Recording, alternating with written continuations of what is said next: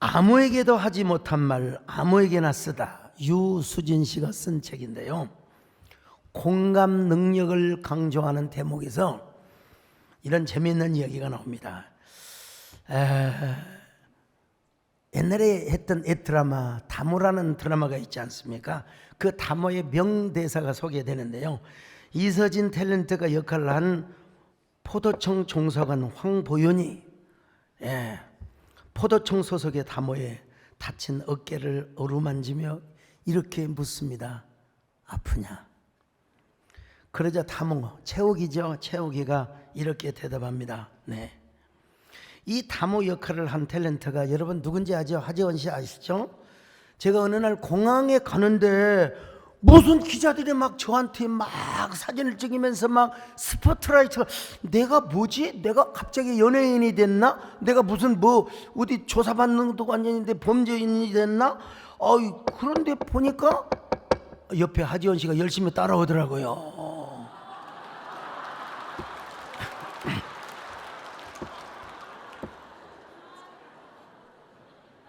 난 내가 찍은 것도 아니야. 기자들이 찍어서 신문에 내준 거예요. 덩달아 내 사진까지 나왔어요.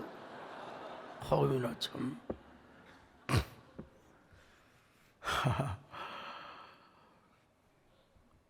황보인이 뭐라고 말합니까? 아프냐? 나도 아프다. 넌 내 수하이기 전에 누이나 다름없다. 날 아프게 하지 마라. 제가 이 드라마를 뭐 어떻게 다 볼 수 있습니까? 저의 예명을 하나 만든다면 소짤 짤로 봤는데요. 근데 제가 뭐 감독은 아니고 배우는 아니지만 명감독이 만들어낸 걸 내가 뭐라고 하겠습니까마는 그 명배우 종사관 우리 그 이서번 씨가 조금만 그 대목에서 감정을 이입했으면 더 좋았지 않았을까, 이런 생각을 한번 해봤어요. 그냥 아프냐 하지만 아프냐, 나도 아프구나. 넌 내 수하이기 전에 누이나 다름없다. 날 더 이상 아프게 하지 마라. 아프게 하지 마라는 세게 하면 안 돼요. 그냥 날 더 이상 아프게 하지 마라. 오늘 본문에 보니까요, 욥의 세 친구들이 욥이 재난당했다는 소식을 듣고 욥을 위로하러 찾아왔습니다. 대만 사람 엘레바스와 수아 사람 빌닷과 그리고 나아마 사람 소발이 욥을 유문하기 위해서, 위로하기 위해서 왔어요. 서로 약속을 하고. 자, 욥기 2장 11절을 같이 봅니다. 시작. 그때 욥의 친구 세 사람이 이 모든 재앙이 그에게 내렸다 함을 듣고 각각 자기 지역에서부터 이르렀으니 곧 대만 사람 엘리바스와 수아 사람 빌닷과 나아마 사람 소발이라. 그들이 욥을 위문하고 위로하려 하여 서로 약속하고 오더니. 여기 대만은요, 아라비아 사막지대에 있는 에돔의 주요 성읍이라고 합니다. 여기서 엘리바스가 왔어요. 수아라고 하는 것은 북아라비아 동부 지역인데 이곳은 아브라함의 첩 구드라의 아들이 만든 성읍입니다. 그 동네 정착지요. 이걸 봐도 욥은 아브라함보다 훨씬 이후의 족장 시대라, 이렇게 우리가 이제 당연히 추측할 수밖에 없어요. 그 다음으로 소발, 성이 우리 소갑니다, 여러분. 소발. 저는 소짤 하면 되고요. 소발은 나아마 지역에서 왔습니다. 나아마는 서북 아프리카로 추정을 하는데 어떻게 이 사람들이 연락을 하고, 뭐 요즘 무슨 뭐 텔레그램이 있습니까? 카톡이 있습니까? 문자가 있습니까? 어떻게 서로 연락을 해서 같은 시간에 같은 공간에 왔어요? 자, 욥기 2장 11절 다시 한번 보세요. 시작. 그때 욥의 친구 세 사람이 이 모든 재앙이 그에게 내렸다 함을 듣고 각각 자기 지역에서부터 이르렀으니 곧 대만 사람 엘리바스와 수아 사람 빌닷과. 그 다음부터 자, 나아마 사람 소발이라. 그 다음부터 읽어보세요. 시작. 그들이 욥을 위문하고 위로하려 하여 서로 약속하고 오더니. 약속하고 왔어요. 근데 와서 보니까 욥의 모습이 이 몰골이 꼴이 아니야. 이 고난당하는 전체 그림뿐만 아니라 그 얼굴이 종기가 나고 붓고 이런 그림은 제가 아무리 검색을 해도 찾아볼 수가 없습니다. 여러분, 온갖 종기, 머리에서 발끝까지 온갖 피부병이 다 걸려가지고 욥의 얼굴을 몰라보겠어요. 그래서 사람들은 막 소리 높여서 울었고 자기들의 겉옷을 찢으며 먼지를 하늘로 올려가지고 그 먼지가 자기 머리에 떨어지도록 했어요. 자, 2장 12절을 같이 봅니다. 시작. 눈을 들어 멀리 보매 그가 욥인 줄 알기 어렵게 되었으므로 그들이 일제히 소리질러 울며 각각 자기의 겉옷을 찢고 하늘을 향하여 티끌을 날려 자기 머리에 뿌리고. 바로 이건 뭐냐면 인간적인 재앙이 아니라는 거예요. 이 고난이야말로 자연적인 재앙이 아니라 하늘로부터 내려온 재앙이라는 것을 상징하는 거였어요. 예. 그리고 극도의 슬픔을 표현하는 행위입니다.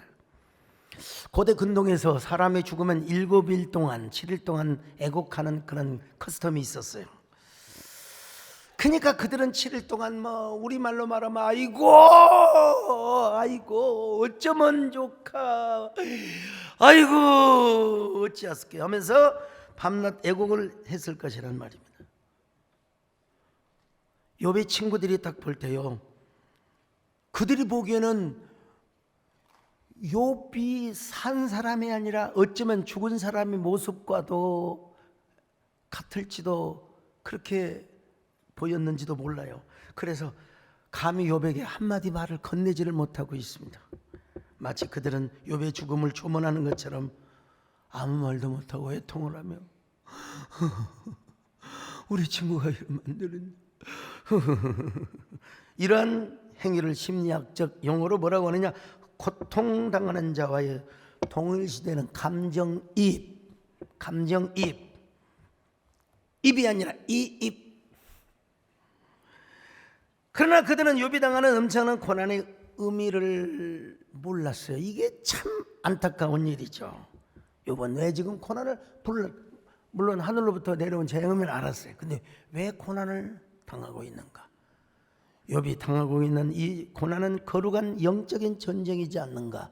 뭐 이런 생각을 좀 했어야 되는데 생각하다가 나중에는 뭐냐면 욥을 지적하고 어드바이스하고 충고하고 뭐 네가 죄를 지었기 때문에 뭐 이 얘기는 다음에 쭉 합니다. 이제 오늘 서론입니다만은 오늘은 이제 2장 13절 같이 봅니다. 시작. 밤낮 7일 동안 그와 함께 땅에 앉았으나 욥의 고통이 심함을 보므로 그에게 한마디도 말하는 자가 없었더라. 7일 동안은 일단 죽은 자를 애도하는 것처럼 한마디 말을 안 했어요. 근데 이제 처음에 7일 동안은 그랬는데 생각해보니까 아무래도 뭔가 어드바이스를 해줘야 되겠다, 충고를 해줘야 되겠다. 여러분, 지금 사실 그들은 욥이 당하는 고난의 의미와 가치를 깨달아야 돼요. 근데 그걸 깨닫지 못했어요. 그 욥이 당하는 의미, 그런 의미에서 여러분, 세계적인 마케팅 학자인 세스 고딘이 의미의 시대라는 책을 썼습니다. 원래 2004년에 보랏빛 소가 온다, 이게 마케팅 분야의 최고의 경영 교과서입니다.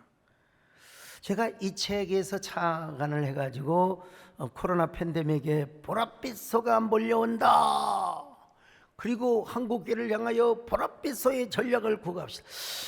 이 세스 고딘이 보랏빛 소가 온다는 책을 쓴 이후에 의미의 시대라는 책을 썼습니다. 이게 이제 엔데믹 시대에 불어닥친 여러 가지 변화의 조짐을 빠르게 포착하고 144개의 사례를 소개한 이야기입니다. 코로나는 무엇입니까? 이거는 재난이었습니다. 재난. 이 재앙이야말로 모든 세상을 패배와 위축으로 점철되게 하였습니다.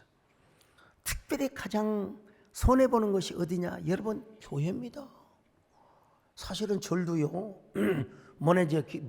문화재청에서, 문화부에서 뭐 후원기금이 나오고, 뭐 다른 종교는 크게 타격을 안 받았다고 할 수 있어요. 근데 우리 개신교, 우리 기독교는 모여야 돼요. 모여야 돼요.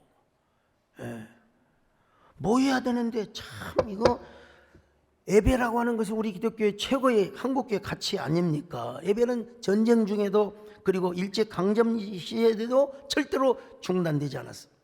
물론 교회는 전염병을 막아내고 전쟁을 막아내고 기근을 막아내는 데 있어서 국민 복원에 앞장을 서는 역할, 그런 측면도 있는 건 사실입니다. 그래서 흑사병이 창궐할 때 종교개혁자 칼빈 선생도 쿼런틴 시스템을 펼친 것이죠. 솔로몬도 전염병 시기에는 오지 말고 성전을 향하여 손을 들고 기도하라고 했어요. 예. 왜 그랬을까요? 성전을 보호하기 위해서. 왜? 전염병 환자가 제사장한테 병을 옮겨버리면 성전이 오염이 돼요. 성전이 변질이 되고 부패가 돼요. 그래서 백성들을 대신해서 제사장들이 성전에서 상번제, 오전과 오후에 드리는 번제를, 현장 예배를 지켰다고 할 수 있죠.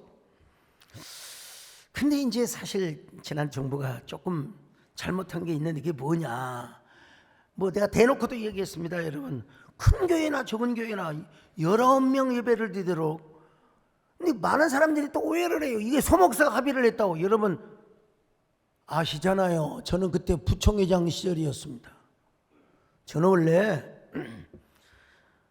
원래 자율방역을 주장했던 사람입니다. 자율방역. 교회가 알아서 2m, 3m 거리를 뛰고 손소독하고 마스크 쓰고, 그러고 나서도 2m, 3m로 떨어져서 예배드리고, 그러고 나서도 확진자가 나오면 2주 동안 자진 폐쇄하겠다. 근데 사람들이 이런 예견을 못했어요. 그리고 제 말을 들어주지 않는 게, 어떻게 한 줄 아십니까? 정부에서도 이거 한 두어 달이면 끝난다. 뭐 정부라기보다 거기에 종사하는 사람들이. 그러면서 한국교회 큰 교회를 달랬어요. 이거 얼마면 끝난다. 여러분, 나도 그러기를 바랬죠. 근데 얼마나 많은 예배에 타격을 주고, 얼마나 한국교회가 상흔을 아직도 갖고 있습니까? 제가 총회장이 되어서 한교총을 섬기면서 20%, 30%, 50%, 70%까지, 70%만 뭐 다 되나 마찬가지죠. 근데 지금 생각해 보니까요, 그때는 막 저항을 하고 방역본부와 싸우면서 막 총리 장관실을 들락날락 그러면서 막 그냥 그 저항하는 것도 중요하고 싸우는 것도 중요하지만, 지금 생각해 보니까 이제 다시 깨달아지더라. 더 본질적이고 근원적인 것은 왜 세계교회에, 왜 우리 한국교회에 고난을 주셨는가에 대한 의미. 이거 제가요 코로나 사피엔스 무슨 여러 책들을 제가 다 읽었지요. 코로나 재난 유토피아 다 제가 다 봤는데, 왜 우리 보수주의 계통에 있는 목회자들은 이런 것을 생각하지 못했을까? 어떤 의미에서 우리가 예배의 본질을 지키면서도 동시에 뭐라 그럴까요? 시대와 사회 앞에 교회가 이런 모습이라는 걸 보여줄 수도 있어야 됐거든요. 이게 절호의 찬스였거든요. 사실은 쉬운 일은 아니었지만 우리 교회는 그렇게 할 수 있었습니다. 오히려 코로나 때 더 부흥하고, 코로나 때 여러분 정말 죄송한 얘기지만 여러분들이 더 많은 헌신을 하셨어요. 근데 우리 교회에 선물을 하나 보내주셨는데, 산타클로스 할아버지가 아니라 여러분 이재원 목사님을 우리 교회에 보내주셨어요. 여러분, 이재원 목사님도 대단하지만 산행 중에 메디컬 처치라는 용어를 누가 만든 줄 아세요? 제가 만들었어요. 우리 선 목사님하고. 메디컬 처치. 이제 누구나 다 만들 수 있죠. 이제는요. 근데 이게 워딩을 하고 어드레싱을 한다는 게, 네이밍을 한다는 게 상당히 힘들거든요. 메디컬 처치. 깊은 사색과 묵상. 이게 어떤 뭐랄까 차관이 아니고는 이런 네이밍을 할 수가 없어요. 전 지금도 감사한 게, 우리 정말 이 방역에 앞장서고 우리 세대교회가 그렇게 예배를 드렸는데도 단 한 명의 확진자가 없어요. 아들이 걸렸는데 같이 숙식을 했는데도 안 걸리고, 뭐 200명 이상 나온 그 교회 그 집 확진된 사람하고 2시간만 동안 차 먹고 차 마시고 밥 먹었는데도 우리 교회는 안 걸려. 이상하게요. 참 하나님이 은혜를 주셨어요. 유리막으로 차단을 해 주신 것 같아요. 참 제가 여러분, 우리 정권사님이 좀 오셔서 아주대 병원에, 근데 거기 그 부원장님이 목사님은 수많은 사람들을 만나는데 면회 오시면 안 됩니다, 그렇게 말씀하셨다는 거예요. 수많은 사람을 만났죠 사실요. 하나님께서 은혜를 베풀어 주셨어요. 그래서 제가 사실 우리 이전만 목사님께 너무나 감사한데, 그러니까 제가 그 3년 동안 너무 수고해 주셨잖아요. 그래서 제가 다근 연세내과를 가라고 하는 이유가 여기에 있는 것입니다. 우리는 엔데믹 3년 차를 맞고 있습니다. 상흔이 사라졌다고요? 아닙니다, 여러분. 지금 한국교회는 아직도 코로나 상흔이 있습니다, 여러분. 100%, 120% 회복한 교회 제가 보기에 영상으로 봐도 없습니다. 많은 목사님들로부터 아직도 상흔이 있다는 얘기를 들었습니다. 바로 이러한 때에 바로 세스 고딘이 의미의 시대라는 책을 썼어요. 그 책에서 꿀벌의 여정을 인간의 여정에 비유를 합니다. 과거엔 사람에게 있어서 일의 목적이 수익이었다면 지금은 수익보다 의미와 가치가 더 중요하다는 사실을 이야기하고 있습니다. 벌이 왜 집을 짓습니까? 벌집이 있잖아요. 우리는 막 벌을 막 일하는 존재의 개미를 막 일하는 어떤 상징으로 이야기하고 있는데, 일 자체가 목적이 아니라 자기들의 안식처를 위해서 벌이 벌집을 짓는다는 것입니다. 그리고 벌집에다가 꾸준하게 꿀을 저장해 놓잖아요. 겨울에 먹잖아요. 이게 벌집에 저장되어 있는 꿀이 건강한 집의 부산물인 것처럼, 우리도 일을 하는 목적이 먼저 뭐냐? 의미를 찾아야 한다는 이야기를 강조하고 있어요. 그리고 이것을 이뤘을 때 수익은 결과적으로 저절로 생긴다고 하는 이야기입니다. 그러므로 조직의 리더는 여러분 조직을 이끌어본 사람들 아실 거예요. 요즘은요 빨리빨리 이거 해 한다고 되는 게 아니에요. 요즘은 사람이 바뀌어졌어요. 이거 해라 지시하는 것도 중요하지만 워커가 중요하지만, 그러나 워커보다 중요한 게 뭐냐? 플레이어가 되어야 된다는 것입니다. 조직원들로 하여금 맹목적으로 이거 해야 돼, 막 일 부지런히 해야 돼, 부지런히 해야 돼, 이런 것도 중요하지만 우리에게는 의미, 왜 우리가 전도를 해야 되는가, 왜 우리가 사명을 감당해야 되는가에 대한 그 가치, 의미를 우리가 알아야 한다는 겁니다. 우리가 하다 보면 맹목적 신앙을 가질 수가 있어요. 그러니까 고난의 시대에 우리가 어떻게 이 고난을 맞이하고, 코로나 시대에 우리가 이걸 어떻게 잘 거쳐가야 할 것인가를 생각하지 않고 우리는 그냥 맹목적이었어요, 사실은. 우리가 좀 창의적이고 나름대로 여러분 특별한 경우에 여러분 총알이 빗발치는데 교회 오라고 하겠습니까? 집에서 예배 드리라고 해야죠. 어떤 분은 글쎄 나 또 그분의 말씀도 존경합니다. 그러나 코로나 교회 와서 코로나 걸려서 죽으면 그게 순결하고 이게 하는 것 자체는 저는 동의할 수가 없습니다. 이런 말이 있지 않습니까? 은혜를 알면 섬김이고 은혜를 모르면 노동이다. 이게 맹목적 노동을 하는 경우가 사실 있습니다. 섬김은 기쁨의 원천에서 터져나오고 노동은 억지를 기초로 발산된다. 여러분, 요즘 그 임직자들 추천을 받고 지금 과정에 있는데요, 임직이라고 하는 것은 두려운 영광이며 거룩한 명예입니다, 여러분. 이걸 아는 사람은 감사함으로 받습니다. 막 그냥 여러분 나만 같은 사람한테는 여러분 우리가 절대로 직분 줘서도 안 되고 성교적인 차원에서 예물도 안 받았어요. 그리고 여러분 여백에 있어서 정말 중요한 건 지금 이 고난을 통해서 정말 이 두려운 영광, 그 하나님의 임재를 나중에 이제 경험하는 거예요. 경험하는 거예요.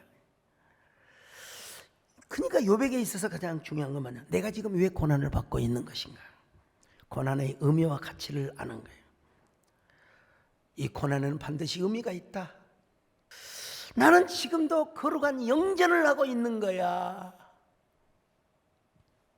나는 거룩한 전쟁을 하고 있는 거야. 나는 하나님의 자존심, 잘 들어보세요. 하나님의 이름을 위해서라도, 하나님의 이름을 위해서 난 최종적으로 이 고난을 이기고 극복해야 돼. 이게 욥이 느껴야 할 가치고, 그리고 고난의 의미였다는. 그래서 욥이가 결국 이런 고백을 하는 거예요. 자, 욥기 23장 10절입니다. 시작. 그러나 내가 가는 길을 그가 아시나니 그가 나를 단련하신 후에는 내가 순금같이 되어 나오리라. 이 말씀은 앞으로도 수없이 나올 텐데요. 나의 길을 오직 그가 아시나니 그가 나를 단련하신 후에는 내가 정금, 옛날 개혁 한글판에는 정금, 정금, 그리고 뭐예요? 오늘 성경은 순금, 순금이나 정금이나 똑같은 거예요. 정금 성문사님 입장에서 정금이 더 좋고, 순자 입장에서는 순금이 좋고요. 나의 길 오직 그가 아시네 나를 단련하신 후에 내가 정금같이 나오리라. 제가 직접 읽은 책은 아닌데 우리 협동목사님이신 조현진 교수님께서 번역을 하신 고통의 신학이라는 책이 있어요. 어제 저녁 늦게서야 문자를 보내주셨어요. 거기 보면 캐리 카픽이라는 사람이 이런 얘기를 했다고 합니다. 번역자가 직접 저한테 보내준 거니, 우리 모두는 고통과 질병, 아픔의 시간을 가진다. 이 고통의 시간에 필요한 것은 왜 이런 일이 일어났는지를 설명하는 철학적이거나 신학적 이론이 아니다. 그 사람 옆에서 그 고통을 이해하는 따뜻한 말과 듣는 귀가 필요할 뿐이다. 오늘 여러분, 욥의 세 친구들이 이걸 알아왔어야 해요. 울어주고 애통하는 것을 넘어서 이런 의미를 발견해야 돼요. 욥이가 이런 이유 때문에 고난을 받고 있구나. 하나님의 거룩한 자존심과 위상을 위해서 고난의 전쟁을 하고 있는 거야. 우리는 무조건 욥을 격려해 줘야 돼. 욥을 위해서 기도해 줘야 돼. 욥의 슬픔에 참여해야 돼. 이걸 모르니까 이제 엘리바스를 비롯하여 빌닷과 소벨이 그냥 욥의 모든 행위를 지적하고 어드바이스하고 정지하기 시작하는 거예요. 이 내용을 이제 차분하게 쭉 말씀드립니다. 여러분 기대하셔도 좋습니다. 그래서 욥기는 서로에게 유익이 없는 양자간의 기나긴 공방전으로 전개되는 것처럼 보이지만 절대로 그렇지는 않습니다. 이 결말을 하나님께서 다 정확하게 정리해 주시고 욥을 갑절로 축복해 주셨어요. 여러분, 그만 200세를 살았던 우리 믿음의 조상 아브람보다도 더 장수의 축복을 누렸던 고통의 대가를 하나님께서 긍정적으로 그렇게 해주신 거죠. 카테맨의 부부 감정 치유라는 책이 있어요. 거기 보면 부부뿐만 아니라 모든 사람에게 긍정적이고 창조적이고 생산적인 대화의 법칙이 있다는 거예요. 세 가지가 있는데 첫째는 뭐냐? 상대에게 먼저 개방형 질문을 하라고 제안합니다. 개방형. 예를 든다면 얼마나 아프세요? 얼마나 힘드세요? 참 힘드시겠네요. 두 번째는 상대방의 말을 경청을 잘하라는 거예요. 잘 들으라는 게요.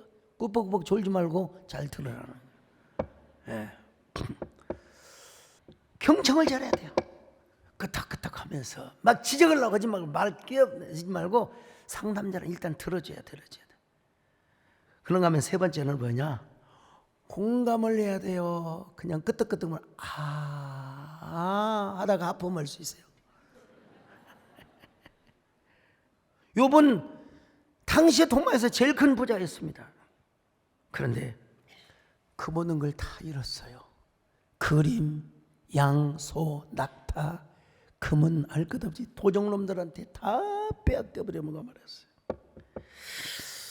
자, 이게 욥이 왜 고난을 당했는가? 욥은 얼마나 슬펐을까? 어느 중년 남자가 아이들과 함께 지하철을 탔습니다. 그런데 그 아이들이 전철을 타면서 소리를 지르고 막 야! 와!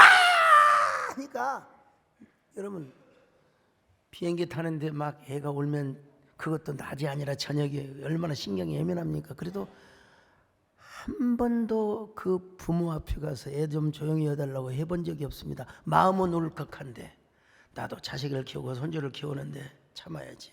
근데 한 중년 신사가 참지를 못하고 막 인상을 찡그리며 아이씨, 애들이 너무나 떠들어서 성격이 불편을 겪고 있습니다. 당신이 자녀니까 좀 조용히 좀 시켜주세요. 예, 그때 아버지는 그 상황을 처음으로 인식한 눈을 살며시 뜨면서 아, 그렇군요. 죄송합니다. 지금 저와 제 아들이 막 병원에서 오는 길인데 1시간 전에 저 아이들의 어머니가 죽었습니다. 저는 앞이 캄캄해서 어떻게 할지를 모르고 눈을 감고 있었는데 저 아이들도 어이가 없어서 괴성을 지르고 있는 것 같습니다. 죄송하지만 제가 할 일이 아무 일도 없는 것 같습니다. 이 말을 듣는 순간 그 신사 양반도 숙연해졌고 장례가 조용해졌다는 것입니다. 아, 저 아이들이 어미 없이 어떻게 살아갈 것인가? 엄마 없이 얼마나 불행한 삶을 살아갈 것인가? 여러분, 참, 이 이야기는 스티븐 코비가 쓴 살고 사랑하고 업적을 남겨라. 또 책 제목부터 얘기하면 또 그럴까 싶어서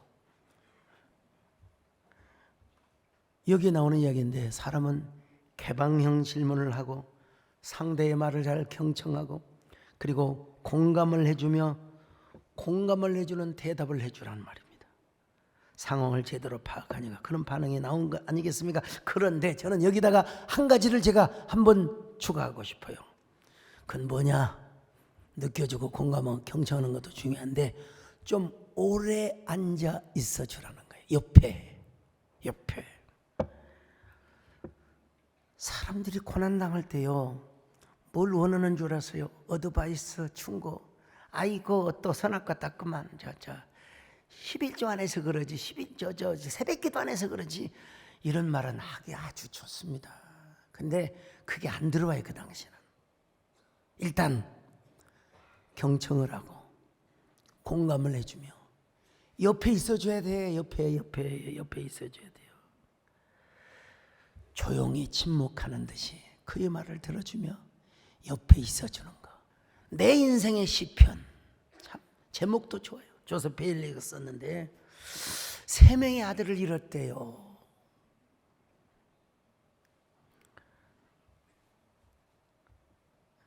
너무나 황당하죠. 세 아들의 무덤을 딱 만들어 놓고 하나님께 이렇게 물어봤대요. 하나님, 왜입니까? 왜 나에게만 이런 일이 닥칩니까? 그리고 하필이면 왜 지금입니까? 하나님, 어떻게 이런 일이 있을 수 있단 말입니까? 또 하나님이 대답하지 않았어요. 그때 누군가가 찾아와서 다 합력하여 선을 이루고 죽어서 부활이 있고 천국, 하나님의 섭리를 이야기를 해주더라는 거예요. 근데 그게 잘 안 들리더래요. 근데 어떤 사람이 찾아와서 함께 눈물을 흘려주고 손을 잡고 손을 만져거리면서 1시간을 넘도록 옆에 있어 주더라는 거예요. 근데 그게 그렇게 위로가 됐대요. 그분이 1시간이 지나서 떠나는 너무 섭섭하다. 잡고 싶었대요. 가지 말라고 이 정도면 곡이 나와야 되는데 애원하고 잡았었는데, 이게 조용필 선생님 부른 노래예요. 요즘 공연을 하는데 가지 말라고 좀 더 함께 있으면 좋았을 텐데. 근데 그가 가고 나서 이런 기도를 했대요. 하나님, 당신께 나는 눈물방울들로 비쳐 말로 다하지 못할 공포와 아픔과 슬픔과 상실과 상처를 받았습니다. 아들 모두를 잃었습니다. 이 아픔의 눈물을 주님은 아십니다. 나의 말없는 기도를 주님이 들으십니다. 나는 비록 새 아들을 잃었지만 그의 기도와 위로로 떠나간 사람이, 1시간 동안 있었던 사람의 위로와 기도로 신앙의 자리를 굳건히 지키겠습니다. 욥의 세 친구들도 처음에는 그랬지. 처음에는. 근데 이제 나중에 가만히 생각해 보니까 이게 욥이 죄를 지어서 그런 거 아닌가 하면서 조심스럽게 이제 입을 열기 시작해요. 사람이 말이 많아지면 이제 욥에게 상처가 되는 거예요. 자, 욥을 권면하기 시작하는데 첫 구절만 봅니다. 욥기 4장 1절 시작. 대만 사람 엘리바스가 대답하여 이르되. 욥기 8장 1절입니다. 시작. 소아 사람 빌닷이 대답하여 이르되. 욥기 11장 1절 시작. 나아마 사람 소발이 대답하여 이르되. 그러나 그들의 모든 말이 욥에게는 2차 재앙이 되고 말았습니다. 2차 재앙, 2차 재난이 되고 말았어요. 욥기 16장 1절로 3절 시작. 욥이 대답하여 이르되 이런 말은 내가 많이 들었나니 너희는 다 재난을 주는 위로자들이로구나. 헛된 말이 어찌 끝이 있으랴. 내가 무엇의 자극을 받아 이같이 대답하는가. 위로한답시고 찾아왔는데 뭐요? 조언자 심판자가 되었어요. 너희는 내게 재난을 주는 위로자이구나. 이게 모순이지 않아요? 이게 욥기를 보면 시적 산문입니다. 문학자가 볼 때는 이런 시가 있을 수가 없어요. 근데 산문으로 되어 있어요. 그때 또 상담학자가 보면 이건 완전히 뭐예요? 이 상담서가 되는 거예요. 또 보면은 그 앞으로 욥기 쭉 할 텐데 기대하셔도 된다니까요. 그들의 말은 겉으로 보기에는 옳은 말입니다. 그리고 그들의 말이 고스란히 로고스로 기록되었고 포괄적으로는 하나님 말씀으로 다 포함돼요. 욥에게는 상처가 되었지만 그러나 객관적으로 하나님 말씀으로 기록되도록, 여러분 마태복음에 사탄이가 예수님을 시면 그런 것까지도 다 우리는 이렇게 해서는 안 되는구나, 이런 의미로서의 로고스로 여러분 기록해 주었단 말입니다.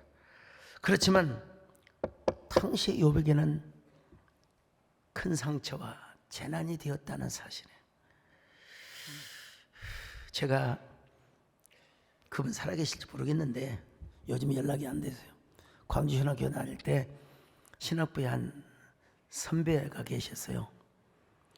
저는 대학부 시절, 그분은 신학부, 요즘으로만 신대원 있죠, 신대원.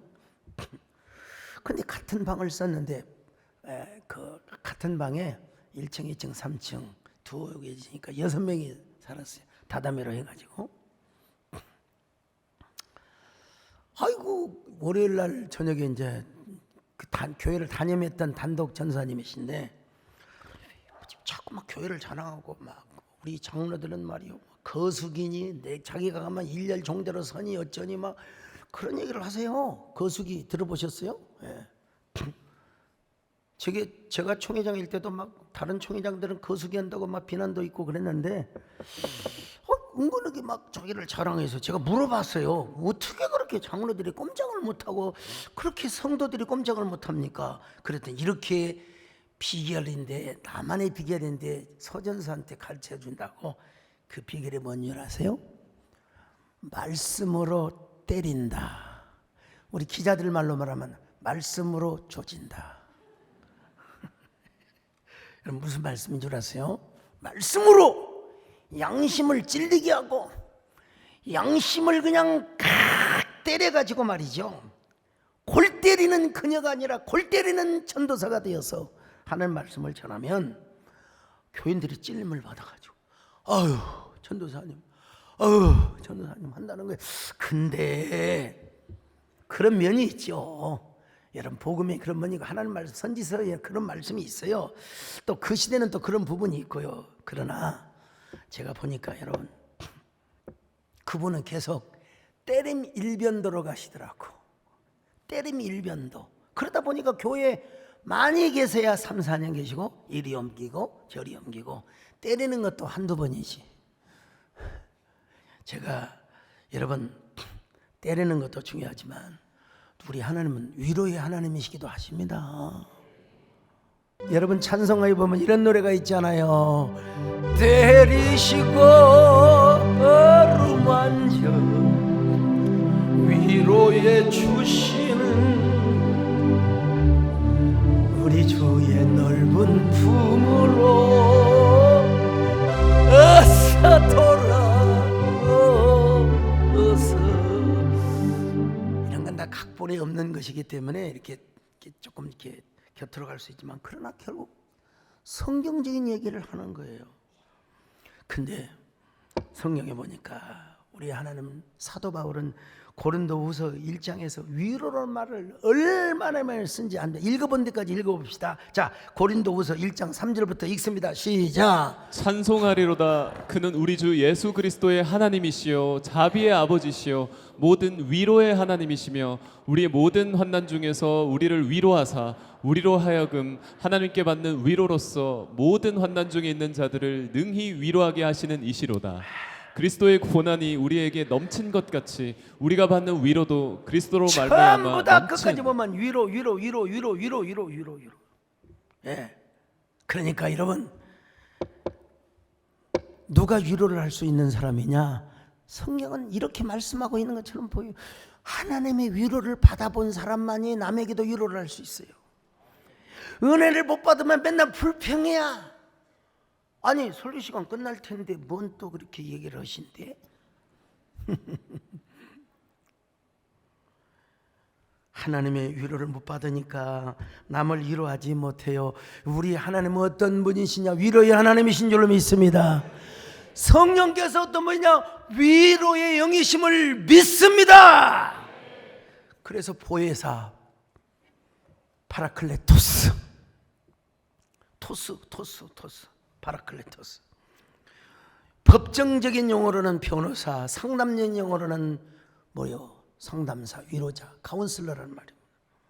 이것이 이스라엘에 와서는요, 어머니의 별칭, 엄마 할 때도 있지만 엄마 하면 뭐가 떠오르느냐? 파라클레토스. 이스라엘에서 아버지는 엄격했습니다. 그래서 아들이 잘못 길로 가면 그냥 지게작대기로 패대는 거예요. 여러분 옛날 우리 아버지, 옛날 우리 부모의 세대 아버지는 엄격했어요? 아니면 초딩경련 엄격했습니까? 아주 자유로웠습니까? 엄격했죠. 저희 아버님 형을 보는 게 아니라 저희 아버님이 누구 때문에? 우리 할머니 때문에. 할머니가 맨날 고자질을 하시는 거예요. 아니 손주가 그 찌그러진 양재기 갖다가 엿도 사 먹고 같이 사 먹어. 아니 내가 할머니도 갖다 드렸거든. 근데 왜 고발을 하시냐고. 할머니가 우리 어머니가 철사뭉치 모아가지고 빨리 넣으려고 그러는데 그거 갖다가 나만 먹었나? 할머니도 드셨는데. 근데 아이고 강석이 저놈이 인쥐라고 전에 가서 젖을 사와서 나도 먹었지만 그래가지고 아버지한테 직사게 맞았어요. 그 이스라엘의 아버지가. 근데 우리 할머니가 언제까지 사셨느냐? 96세까지 사셨어요. 그래서 맨날 일러 바쳤어요. 여러분 절대로요, 우리 자식들이 하는 거 때로는 모르는 척도 하시고 지갑에 조금 한 2장 비어도 그런갑다 전라도 말로 그냥 크는 과정에서 막 데려다 놓고 경찰에 부른다 어쩐다 신고 이러면 돼. 에이, 이제 아들이 막 씩씩거려. 뭐 아버지가 돼가지고 막 이럴 수가 있냐. 엄마가 가서 등을 토닥거리며 이 녀석아 아버지가 널 미워서 그랬겠냐 이놈아. 너 사랑해서 너 잘되기를 원해서 그러지. 우리 어머니가 그러셨어요. 집 나가보려고 그러고 말이야. 그렇게 아버지가 그럴 수 있냐. 아버지가 막 때리면서 막 나가버리라고 그랬잖아요. 그래서 제가 옛날 아버님 제가 나가겠습니다 그랬으면 좋은데 그러지는 않고 저기 저 헛간 방에서 징징 울고 있을 때 엄마가 와서 밥 처먹으라 이놈아. 아버지가 너 잘 되라고 그러지. 그게 뭐냐면은 그걸 뭐라고 하더라. 그리운 김원식 씨 누구지 뭐라고 하죠? 지청구죠. 지청구. 그리운 지청구야. 예. 성령님이 이런 역할을 해주시는 거예요. 아들아 딸아 하나님이 널 사랑해서 그런 거지. 그리고 성령께서 우리 안에서 이런 말씀을 하시는 겁니다. 하나님 그래도 이 아들은 하나님의 아들입니다. 버려서는 안 됩니다. 하나님이 이 아들을 끝까지 지켜주셔야 됩니다. 너는 내 아들이라. 오늘날 내가 너를 낳았도다. 너는 내 아들이라. 나의 사랑하는 내. 이런 위로를 받는 사람이 여러분 자녀도 용서할 수 있고 어쩔 수 없이 여러분 먼저 주님께 위로를 받으시기를 바랍니다. 그리고 자녀에게 좀 위로 좀 많이 해주세요. 그냥 다그치지 말고 좀 위로 좀 많이 해주세요. 그래 얼마나 수고했냐. 우리 하나님이 너와 함께 하시면 너 앞으로 공부 잘할 수 있어. 앞으로 너 인생 여러분 성령께서 여러분을 탄식해 주시기를 바랍니다. 그리고 여러분을 아들이라고 불러주시기를 바랍니다. 위로와 격려가 넘치시기를 바랍니다. 여러분도 아프냐? 나도 아프다. 그렇게 위로하고 격려하는 그런 여러분이 되시기를 주의 이름으로 축원합니다.